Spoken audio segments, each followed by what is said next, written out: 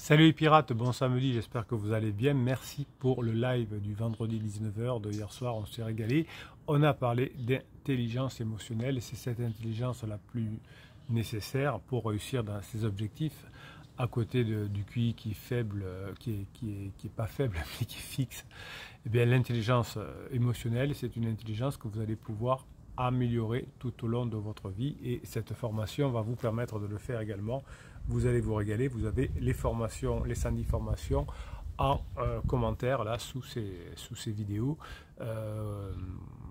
en descriptif, hein, mieux qu'en commentaire. Alors qu'est-ce que c'est cette intelligence émotionnelle dont on a parlé hier soir? Ça vous permet d'être finalement fort mentalement. Le QI vous permet de résoudre des problèmes techniques complexes et l'intelligence émotionnelle vous permet de faire changer certaines habitudes chez vous et chez votre conjoint. Nous avons tous, pendant la phase 2 du couple, des habitudes toxiques qui peuvent être corrigées grâce au travail, heureusement. Tout peut être corrigé. Alors le QI, lui, le quotient intellectuel, il est assez fixe tout le long de notre vie, mais l'intelligence émotionnelle va vous permettre de résoudre des problèmes relationnels avec votre conjoint, avec vos enfants, avec votre famille, mais aussi au travail. Et cette intelligence émotionnelle va pouvoir permettre d'avoir une vraie force mentale, une vraie force qui va vous permettre d'évoluer tout au long de votre vie, de s'améliorer tout au long de votre vie et de réussir dans n'importe quel domaine.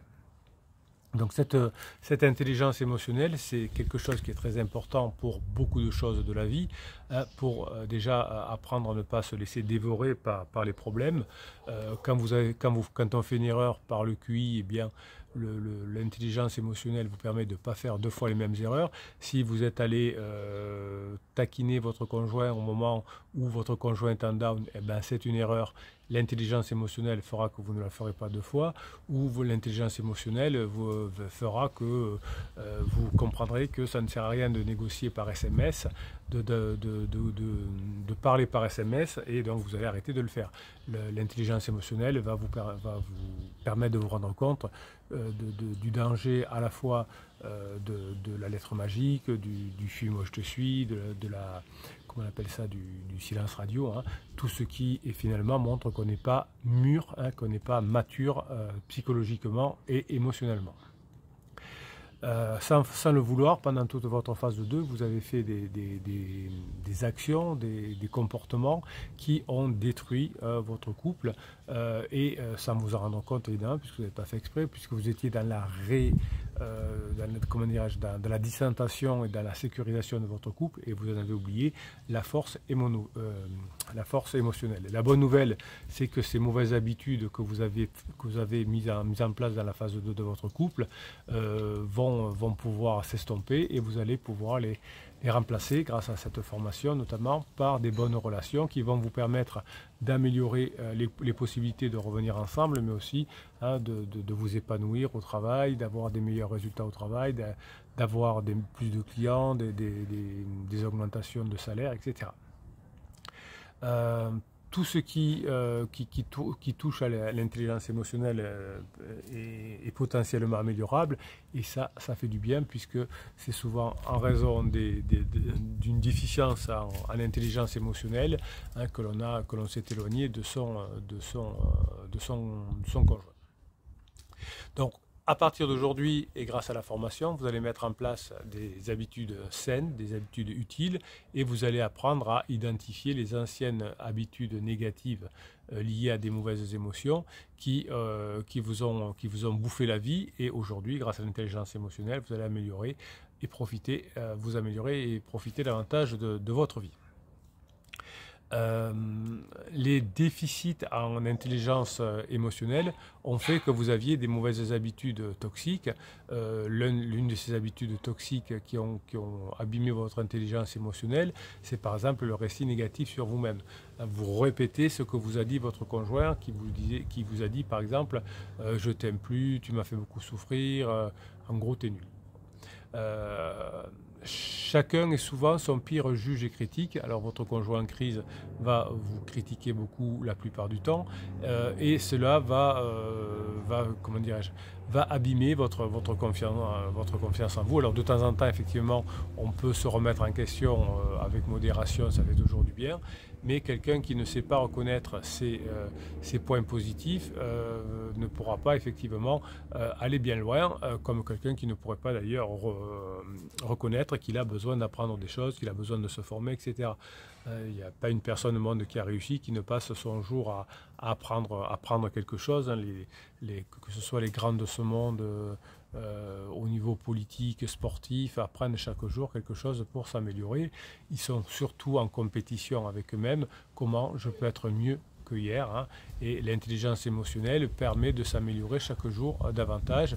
Si vous avez une unique voix entre vous en disant de toute façon apprendre c'est des bêtises, ça sert à rien, moi je suis déjà parfait entre guillemets, eh bien vous n'allez pas réussir à développer votre puissance intérieure, vos émotions et enfin la maîtrise de vos émotions. En revanche, si vous avez toujours une voix en vous en disant je suis négatif, je ne vais pas y arriver, Bruno, je crois que je vais abandonner, Pirate, je crois que je vais abandonner. Vous savez, de temps en temps, on voit sur Facebook ou en commentaire des vidéos en disant c'est bon, moi j'abandonne, j'en ai marre.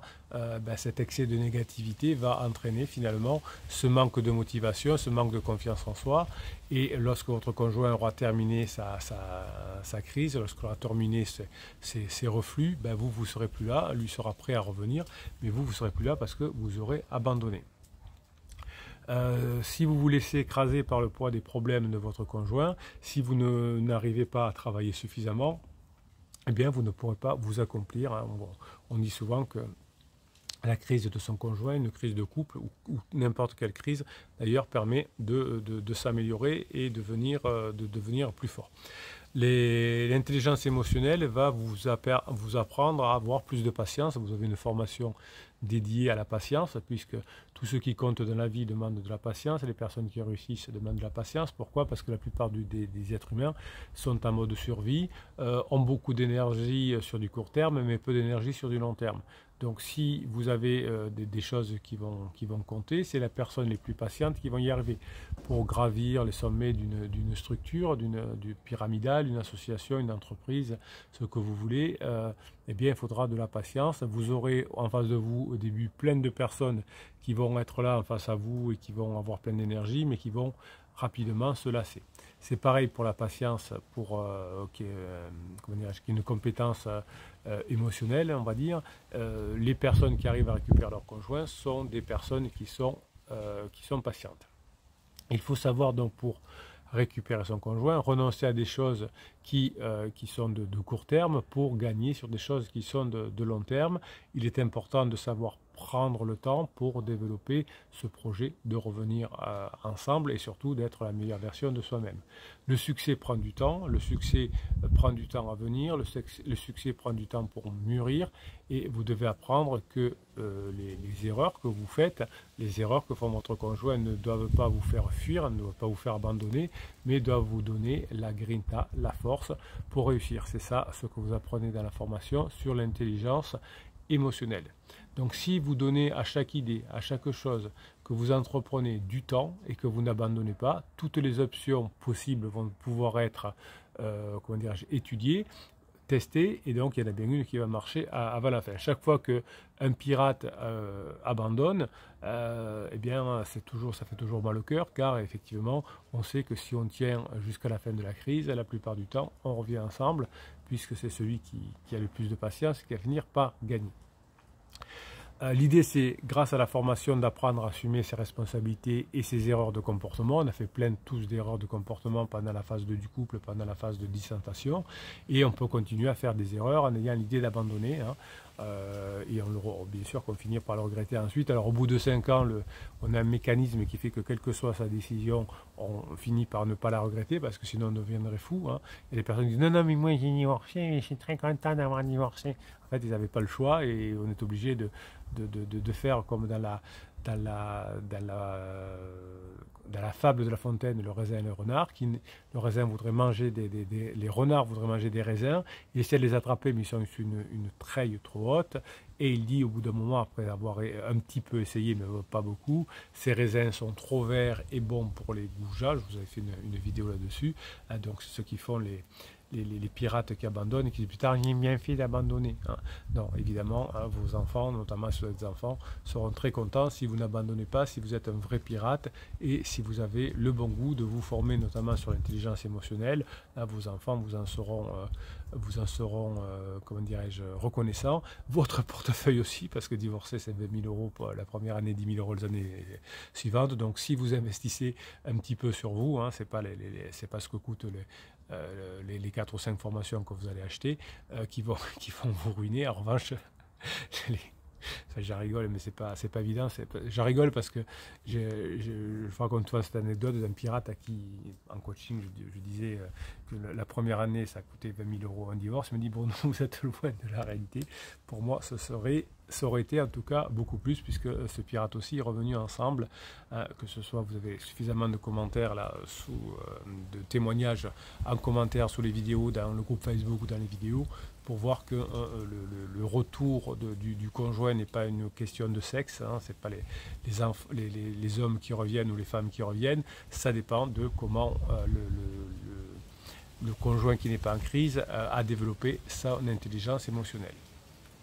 Donc si vous reprochez constamment aux autres, notamment à votre conjoint, ce qui vous arrive, ça va signifier que vous n'avez pas conscience de votre part de travail à faire, votre part de responsabilité de chaque situation. Donc l'intelligence émotionnelle va vous permettre d'améliorer chaque situation, puisque vous allez vous dire comment je peux m'améliorer.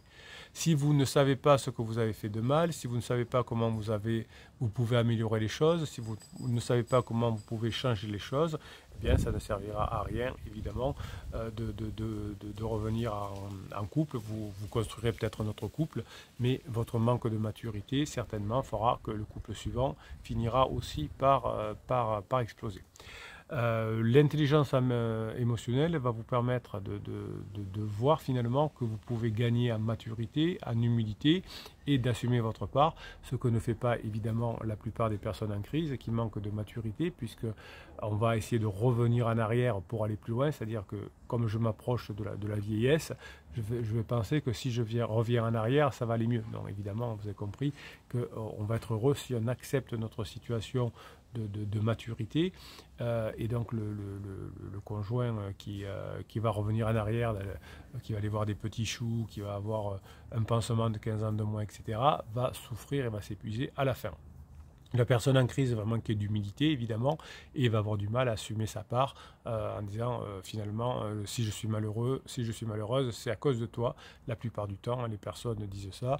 Ceux qui vous disent non, mais j'ai rien à te reprocher, sont plutôt des lâches, hein, parce que si on dit je veux quitter quelqu'un, mais j'ai rien à lui reprocher, c'est qu'on a un sacré souci mental. Donc l'esprit d'équipe des pirates va vous aider évidemment à développer cette intelligence émotionnelle, à tenir le coup, à patienter, à ne pas reculer et surtout à améliorer la confiance en vous sans refouler ni réprimer vos émotions. Hein. L'intelligence émotionnelle va faire que vos émotions vont pouvoir être vécues, vont pouvoir être maîtrisées mais pas réprimées, parce que si vous réprimez vos émotions en disant mais non tout va bien, ou si je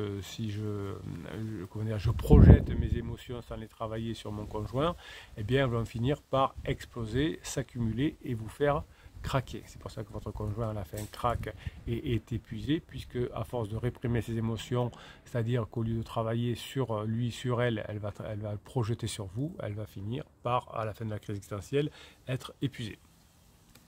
Donc si vous avez compris grâce à la formation sur l'intelligence émotionnelle ce qui déclenche des émotions négatives, si vous savez les anticiper, si vous savez y remédier, si vous savez accorder de la valeur à votre travail, eh bien vous allez pouvoir construire la meilleure relation avec votre conjoint, passer sur la phase 4 et cette excellence émotionnelle va vous permettre d'accroître ce que j'appelle la force mentale, la grinta, le mindset.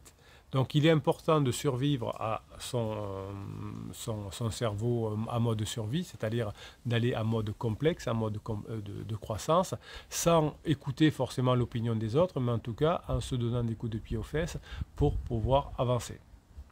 Si vous cherchez l'approbation extérieure de votre conjoint pendant sa crise, ben, vous pouvez toujours attendre. Et si vous voulez vous sentir reconnu par vos pairs, commencez par vous sentir reconnu par vous-même, c'est-à-dire à bosser sérieusement. Si vous faites des choses pour vous-même, même si personne ne vous applaudit à tous les coups, eh bien vous pourrez quand même être heureux grâce à cette intelligence émotionnelle.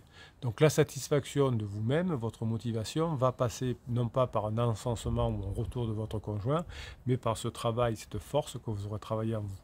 Le retour du conjoint se viendra du fait que vous avez changé, que vous passez des bons moments ensemble. Si vous savez gérer votre stress, vous avez une formation complète sur la gestion du stress, qui est votre pire ennemi pendant la crise existentielle.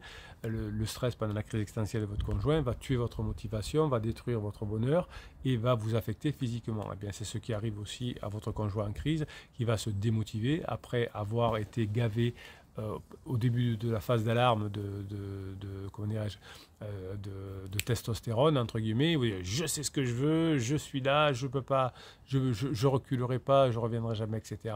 Eh bien, petit à petit, votre conjoint va s'épuiser et va être affecté physiquement.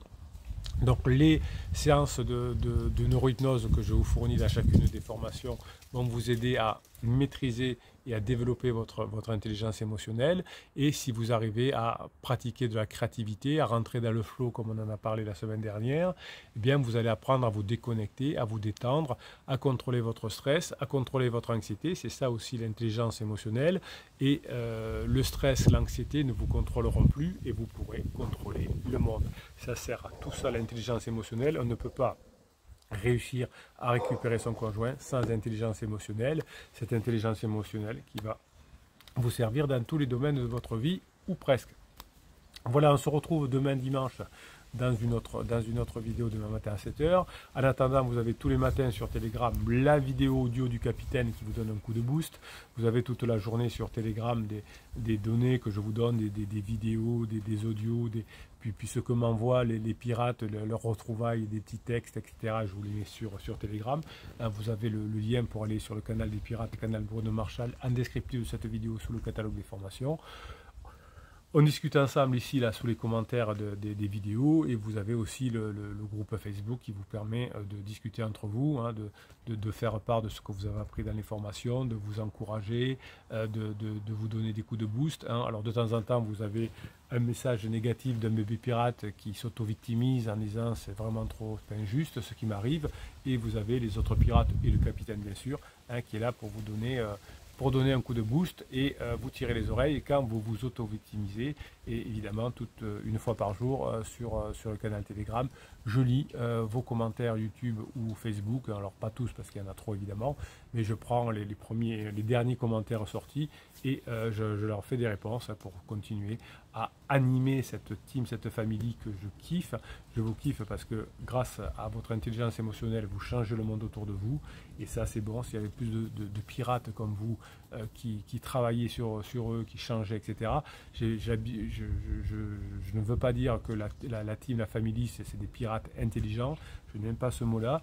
Je préfère dire, parce que ce serait limité et ce serait presque vous cracher au visage, mais vous êtes des vaillants, vous vous remettez en question, vous bossez.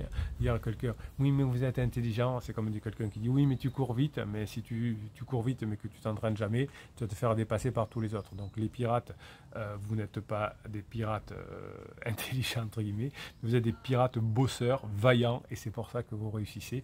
C'est par les progrès que l'on fait, non pas parce qu'on en a été, parce qu'on a hérité à la naissance, mais parce qu'on apprend aujourd'hui, que l'on arrive à réussir ses objectifs, et notamment celui de récupérer son couple à la fin de la crise existentielle. Bruno Marshall, il vous dit, passez la journée que vous méritez.